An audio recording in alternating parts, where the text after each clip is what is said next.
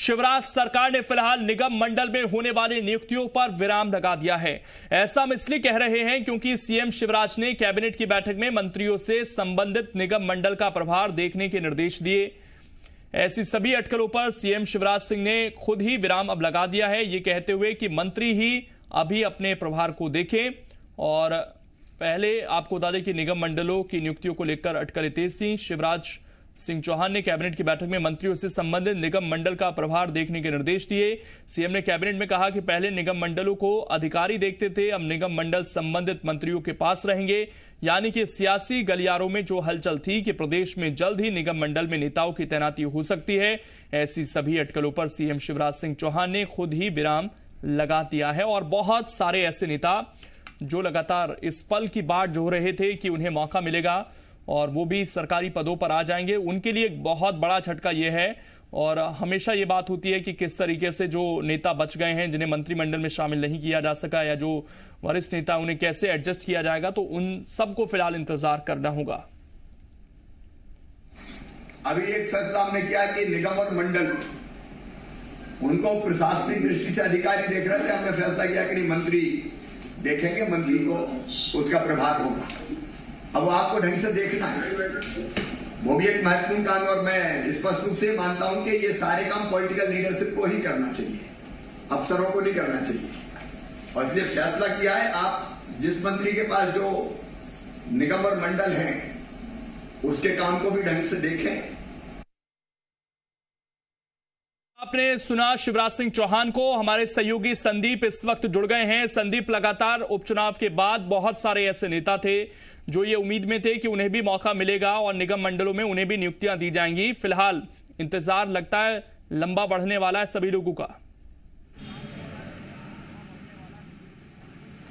बिल्कुल, और चूंकि प्रशासनिक कसावट का मामला है और इसीलिए किसी नए शख्स को निगम मंडल में नियुक्ति देने की बजाय फ़िलहाल मंत्रियों को ये नियुक्तियां दी जानी है। मुख्यमंत्री ने साफ कर दिया है कि मंत्री भी उसी तरह काम करें निगम मंडलों में जैसे वो अपने डिपार्टमेंट को लेकर काम कर रहे हैं। और प्रशासनिक कसावट लानी है, ज़मीन तक योजनाओं को पहुंचाना है, इसीलिए मंत्री पर ही ये दारोमदार रखा गया है। जबकि निगम मंडलों में नियुक्तियों का इंतज़ार बीजेपी में हो रहा है। बहुत सारे विधायक हैं, कई मंत्री हैं जो बहुत सारे नेता हैं जो विधायक नहीं हैं, उन्हें उम्मीद है कि सरकार लौटने के बाद में निगम मंडलों में नियुक्तियाँ के ज़रिए वो सरकार में शामिल हो सकते हैं, सरकार के कामकाज में शामिल हो सकते हैं।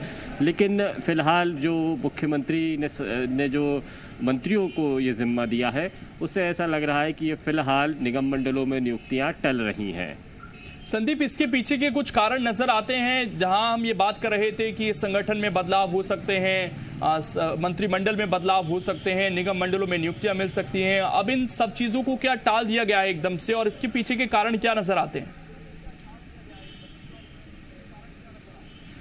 देखिए, टाला इसीलिए गया है क्योंकि अभी तक तालमेल नहीं बैठ पाया है और अभी एडजस्टमेंट की प्रक्रिया चल रही है। बहुत सारे नेताओं के साथ में बातचीत का सिलसिला लगातार चल रहा है। पिछले दिनों सिंधिया की जो मुलाकात हुई है मुख्यमंत्री के साथ में, अपने समर्थकों के साथ में पहुंचे, तो इस बात को लेकर कोशिश की जा रही है कि एडजस्टमेंट किया जाए। अभी नेता बहुत सारे हैं, दावेदार बहुत सारे हैं और उतने पद नहीं है और सभी को एडजस्ट करना है, तो एक साथ में सबसे बातचीत करके तालमेल बैठाना बहुत ज़रूरी है और ये एडजस्टमेंट नहीं हो पा रहा है, शायद इसीलिए ये नियुक्तियां भी टल गई हैं।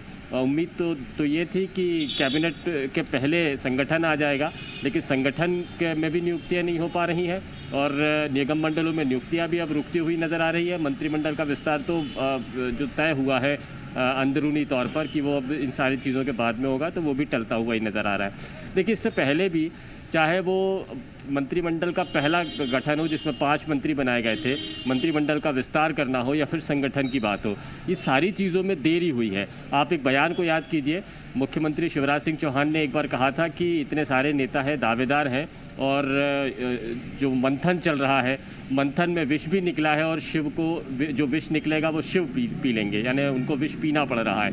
इस तरह का बयान भी आया था।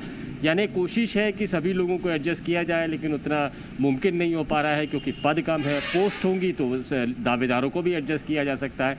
लगभग वैसी ही स्थिति एक बार फिर से बनती हुई नज़र आ रही है, चाहे मंत्रिमंडल में विस्तार हो, निगम मंडलों में नियुक्तियाँ हो या फिर संगठन में नियुक्तियाँ, प्रदेश कार्यकारिणी का गठन करना हो।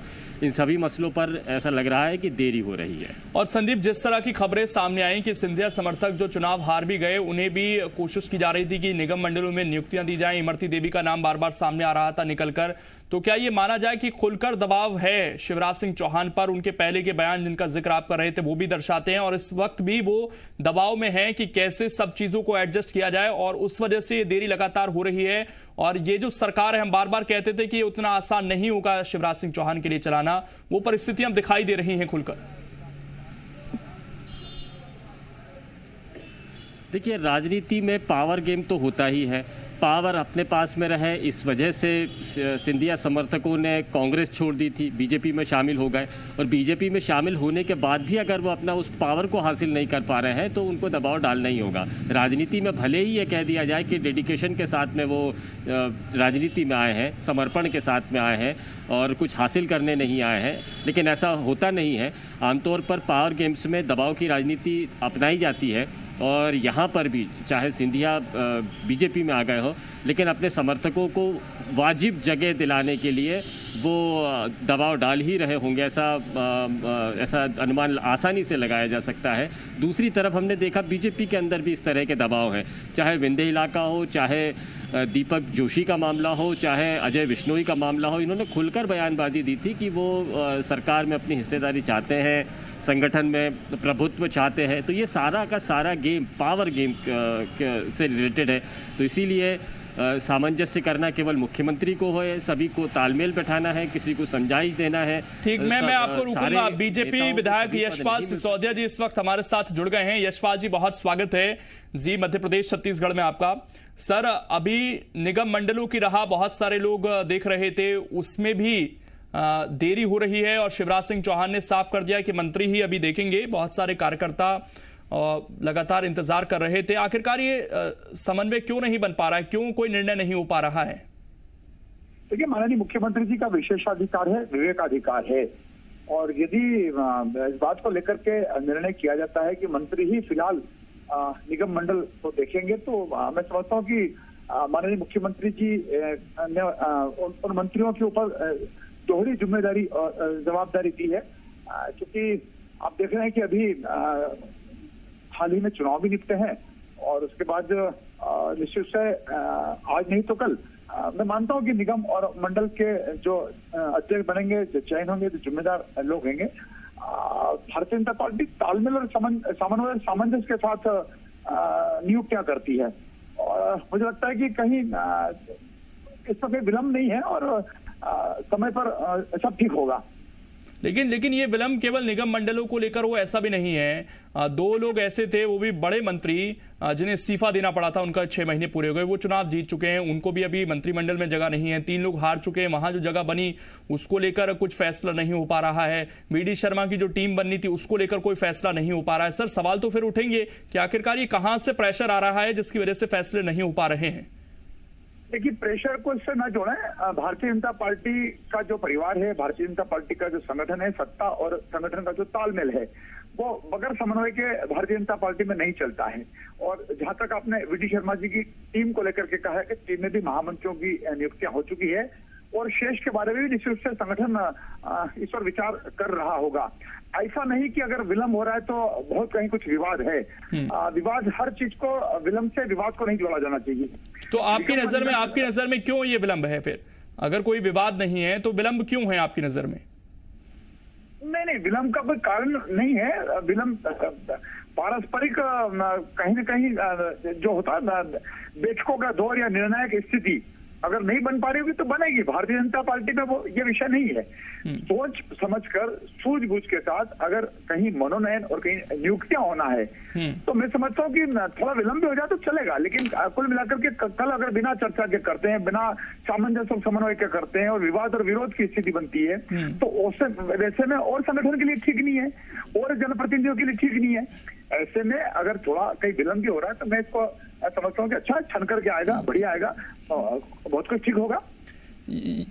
आप बने रहिए सर हमारे साथ। कांग्रेस प्रवक्ता के मिश्रा जी भी इस वक्त हमारे साथ जुड़ गए हैं। के मिश्रा जी, स्वागत है आपका जी मध्य प्रदेश छत्तीसगढ़ पर। जी थैंक यू लोकेश जी। के मिश्रा जी, जो देरी हो रही है, अब निगम मंडल में भी शिवराज सिंह चौहान ने साफ कर दिया है कि मंत्री ही अभी जिम्मेदारी संभाले, यानी कि नई नियुक्तियां अभी नहीं हो रही हैं।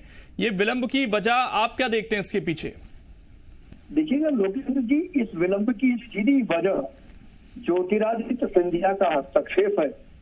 जो सिंधिया जी कांग्रेस में रहकर हमारी लीडरशिप से ब्लैकमेलिंग करते थे, उन्होंने 40-40 गाड़ियों के काफिले के साथ मुख्यमंत्री निवास में घुसकर यह बताने की कोशिश की है कि मैं शिवराज सिंह जी से बड़ा नेता हूं।